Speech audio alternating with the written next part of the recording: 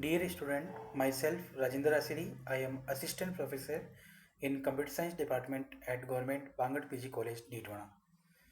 In the previous lecture, we started a topic called as Transaction and Management System. In that topic, we covered various concepts like acid property, atomicity, consistency, isolation, and durability. After that, After this topic, we started the concept on transaction state. In a transaction, there may be various state possible like partially committed, fully committed, abort, okay, failed state, and so on. So till now we covered various concepts. Now today we are starting a new concept called as isolation implementation. How to control the concurrency means whenever there are more than one transaction occurred in a parallel manner, then how to ensure the concurrency so that the transaction will not interfere with each other. Then there are various protocols available like lock based protocol, timestamp protocol, validation protocol. Okay, then we will discuss about multiple granularity, then multi version of scheme, insert and delete operation, and then concurrency in the index structure, right? So starting with the first topic, transaction definition in SQL. If we want to implement the transaction or all the set of programs related to transaction in SQL, that is structured query language, then we require some set of clauses. Right? In a basic SQL query, there are some three statement like select means what we want to pick from a relation will come under the select clause. From which relation we want to pick the entries, so that will come under the second clause, from clause. And third is what type of condition or predicate you want to apply on the selected rows or tuples, that comes under the where clause. So data manipulation language must include a construct for specifying the set of action that comprise a transaction. Means first thing is that the all the transaction related SQL statement comes under DML, that is data manipulation language, right? And they include a construct in order to implement the transaction concept, construct for specifying the set of action that comprise a transaction. Okay, in SQL, a transaction begins implicitly. Implicitly means automatically transaction will be begins in case of SQL, right? Now a transaction in SQL end by. Once transaction is started implicitly or automatic manner, now we need to stop or we need to commit or we need to save the transaction. Okay, in order to ensure the various asset property of the transaction, right? So we can end the transaction by either commit or rollback. So what do you mean by commit? Commit work commits current transaction. Commit means save. It will save the current transaction and it will begin the new one. Until and unless the current transaction state is saved or committed, we cannot start the new transaction, right? Second possibility is we can end by rollback work. What do you mean by rollback? Rollback work will cause current transaction to abort. Means suppose in between any crash is happened, system failure is happened, then we need to ensure the atomicity property, right? In order to ensure the atomicity property which says either zero or full, means we should not hang in middle of the transaction. So if the transaction failed, then we need to go to the previous state from where we have started the transaction, right? So it is called as rollback work, right? In almost all database system, by default, every SQL statement also commit implicitly if it execute successfully, right? Now implicit commit can be turned off by a database directive, like in JDBC. We can do this with help of a command connection dot set auto commit, and in bracket we can write down false. So auto commit will false means it will be now manually can be done, the with help of the command, right? Next is precedence graph. Precedence graph test for the serializability. Serializability means which transaction need to execute first, after that which transaction. So the ordering of the transaction will be decided by the serializability. In serializability, we discussed two concepts: conflict serializable and view serializable. In view serializable, there were three conditions. So we already discussed in very much detail that how to convert a given schedule in a view equivalent schedule. Okay, and with example we discussed this concept. In conflict serializability, there are some non-conflicting instruction available in the transactions of the schedule, in which we can do swapping. So by applying the swapping, if we are able to convert the given schedule in a serial schedule, then we will say that it is a conflict serializable. Okay, one more concept: if a schedule, any schedule is a conflict serializable, then definitely it is a view serializable.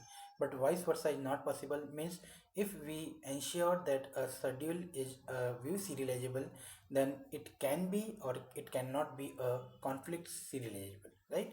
So conflict serializable, if present, then it implies that it is definitely a view serializable.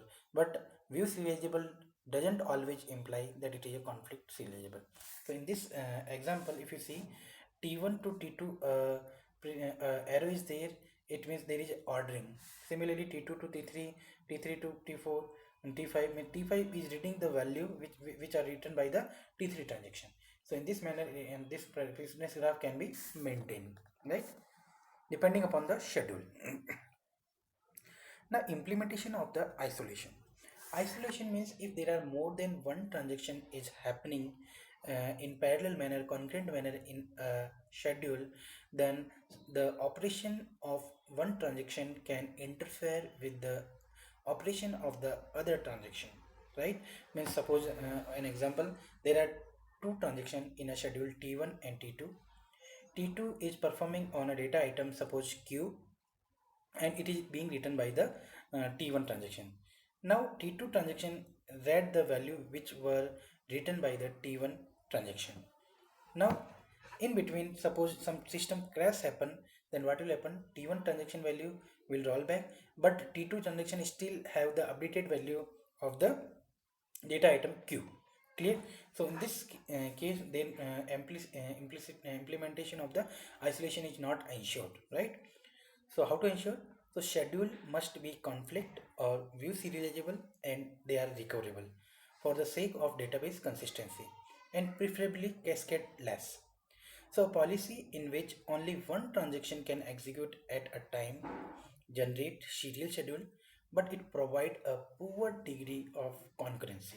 Okay, means at a time if we are doing only one transaction, then definitely there will be no problem of isolation. But what will happen? It can execute at a time generates in serial schedule manner, but it will provide a poor degree of concurrency. The throughput will be very low, performance will be low. So to increase the degree of concurrency, we will include more and more transactions in the schedule, right? So, but when we include more and more transaction in a schedule, then there will be a problem of isolation occurred. So to ensure this, we are having a mechanism of concurrency control scheme. So there is a trade-off between the amount of concurrency they allow and the amount of overhead that they incur. Now some scheme allow only conflict serializable schedule to be generated, and while other allow view serializable schedule that are not conflict serializable, right? So if you see this example step by step, in T1 transaction, first data item value is A and operation is read. So in T1 transaction, first instruction is reading the data item value of A. After that, some updation, A is subtracting the value 50 from A and it will again assign to A. So now A value will be lesser than the 50 which was already which was the initially value. Suppose initial value is 1000, A initial value is 1000. Now after this A value will be 950 after this operation, right? Now next, now T2 transaction. In T2 transaction, it is reading the value of A. Now it is reading, if you see the updation done, but it is not written in the database. So the A value is still 1000. Now T2 transaction is reading A value, it will read 1000, not 100. So for T2 transaction, A value is 1000, not 950, right? Now temp, temp variable is getting the value of 10% of the A. 10% of A is 100. So temp is getting 100 value. Now A will be A minus temp means 1000 minus temp. A will be now 900. So here A value was 1000. Here 100 temp value, and here A is getting what? 900 value. Now it is written. So final value of A is now 900, right? Now read B. T2 transaction is reading the value of B. Suppose B value is 2000 in this example. Okay. Now write A. It is again writing A value. A value was 900. Sorry. A value is 900. So it is again writing the value A of A, which was written by the transaction T2. So A value is still 1000. Read B.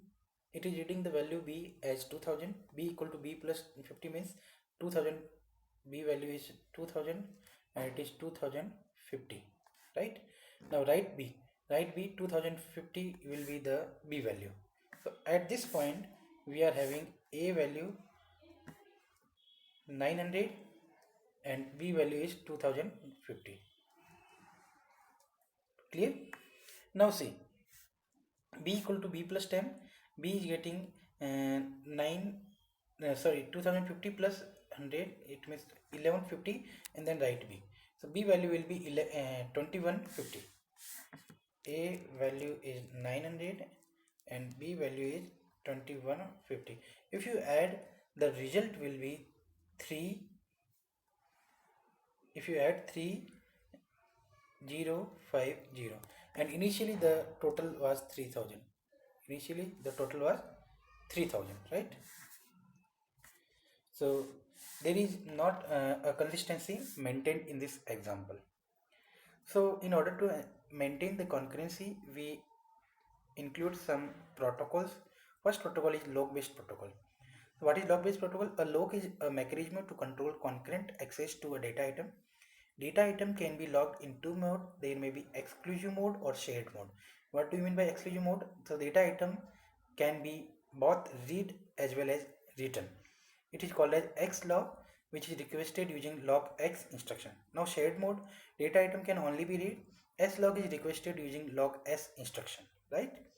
Now log requests are made to concurrency control manager, and transaction can proceed only after request is granted.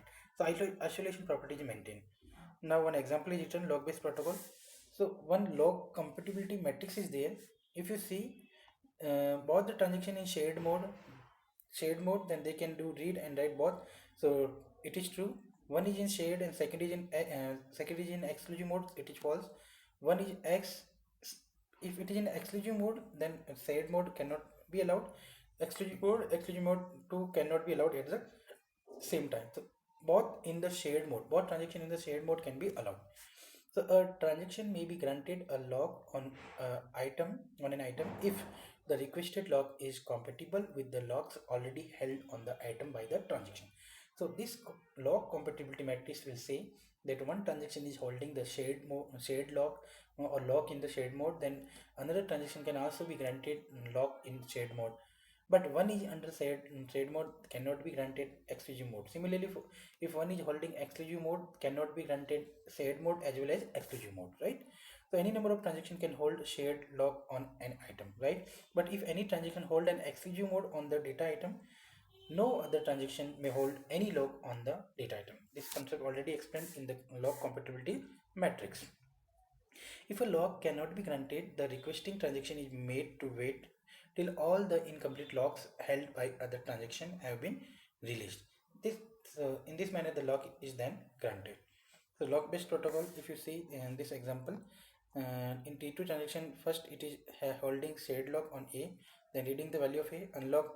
Once it is unlock A, then lock is provided for the B item, then B item read and unlock B, then display A and B. So in this manner, locking protocol is a set of rules which is followed by all the transaction while requesting and releasing the lock. Now locking protocol restrict the set of possible schedule. Yes. So there are some pitfalls for lock-based protocol. If you consider this partial schedule, so first exclusive lock on B, then reading the value of B, then B updation, and then write B. Now we are coming in the another transaction and we are giving the lock shared mode in shared mode on A, then read A, and then lock on shared mode on B. Then we are coming under T3 and then we are providing lock exclusive on the E. Now neither T3 or T4 can make the progress executing because shared mode is on B, which causes T4 to wait for T3 to release its lock on the B. Okay, very good. So while executing lock exclusive lock on A, it causes T3 to wait for, so there is a deadlock. Means all, if there are in a system there are more than one transaction and all the transaction is waiting for each other transaction to release the lock of their data item, then it will, the condition is called as deadlock. Infinite waiting state is called as what? Deadlock. Right. So that's all from this lecture. Thank you.